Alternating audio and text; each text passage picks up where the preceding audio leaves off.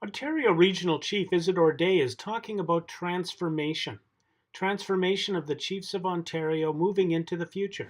It's James Murray at Net News Ledger. We're in Thunder Bay. We're talking to Ontario Regional Chief Isidore Day. Ontario is in transformation with the provincial election. We've seen transformation across the country. What does transformation mean within the Chiefs of Ontario organization?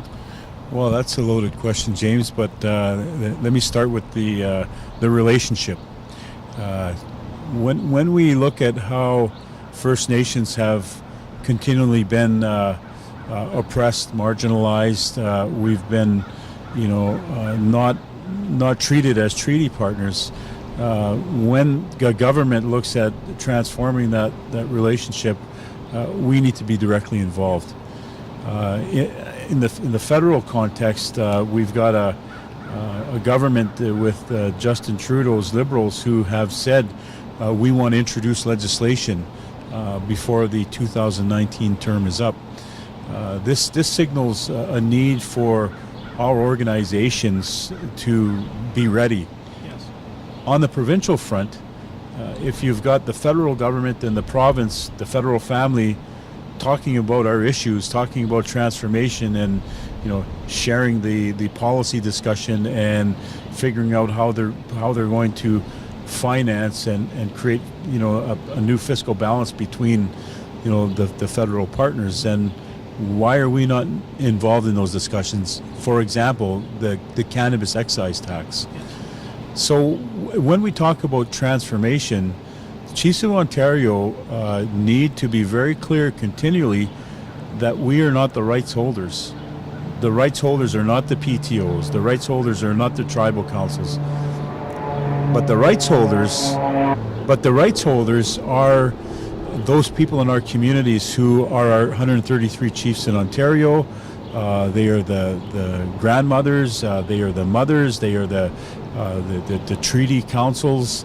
Our rights holders are in our communities, and basically transformation has to happen on the ground. And we can never, as an organization, assume or purport to speak on behalf of the rights holders unless we've been given that mandate otherwise. So when we talk about transformation and what the federal government is doing, and this provincial election is really going to be a heated discussion around who has authority and what they're going to do with the wealth and development potential within the province. Our people are saying, listen, we need to be part of that transformation exercise. Ring of Fire is one example where I, as the regional chief, have never taken a position on the Ring of Fire because I'm not mandated to do so. That discussion belongs to the communities that will be impacted or that will benefit either way. And I have to say that transformation will talk about how are we in terms of who are we in 2017 and where do we need to go over the next 5 years to effectively serve the Chiefs. Now, that's something that you've said almost every time I've seen you speaking in public at an event. You have 133 bosses. Yeah, basically, again, if most people aren't aware of the configuration of the Chiefs of Ontario in the mainstream and even in our communities, it's because it's a very complex situation. Well, our job over the next while will be to ensure that our communities understand how it is we're evolving to meet the direct needs of our chiefs that stand up on their behalf in all of these assemblies, and the information that they need from the Chiefs of Ontario to be effective in lobbying the issues of the people. So for us, yes, we have 133 bosses. And we have the PTO Grand Chiefs, and we've got the tribal council chairs and the EDs. We have a plethora of resources and expertise, but unless the Chiefs of Ontario, become the best coordinating body that we can be for the Chiefs at this point going forward, we'll still fall into some of those old patterns of, the tail wagging the dog, or the federal or provincial government having full control and being able to, have control or influence over our organizations that simply is not constructive, and that's not what the Chiefs want these days. Yeah, most of the chiefs are starting to really listen a lot to the grassroots. Yeah, absolutely.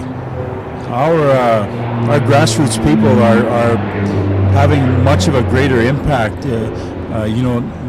Not just because they are a very strong voice, but they're informed. Our people have access to social media. There's sharing of information. It doesn't take very long for, say, an issue like water or an issue like the human right to health. If our people want to know, what's happening on the ground in any given First Nation across the Ontario region, they'll first of all find out who's out there. Information will be shared, and basically the grassroots are able to mobilize because they've never forgotten who they are, and in most cases they're well resourced with people that know the language, that know what the issues are on the ground, and basically have a great understanding of the vested interest for them and their children in our communities. That helps to clarify a little bit. Is there anything you want to add? Well, I think our work at the Chiefs of Ontario in the next 3 years, it is to given that there's a lot of elections happening, and one of those being the Chiefs of Ontario. It will be revealed in the next several days and weeks to come. What I've done at the Chiefs of Ontario as the Ontario Regional Chief, the accomplishments that have been made, but what is the plan going forward? I'm about transformative change, but I'm also about never forgetting where we came from and who it is we serve. The challenge will be, while we serve the chiefs and while there's Grand Chiefs and other organizations that are part of the landscape, how is it we're going to ensure that we address and speak to the needs of the people, our people that continue to experience marginalization or racism or discrimination and have to deal with barriers in the healthcare system. It's not just in our First Nations, but our First Nation people experience issues and challenges everywhere. And I think we have some answers. It's to be the best that we can be to serve our chiefs.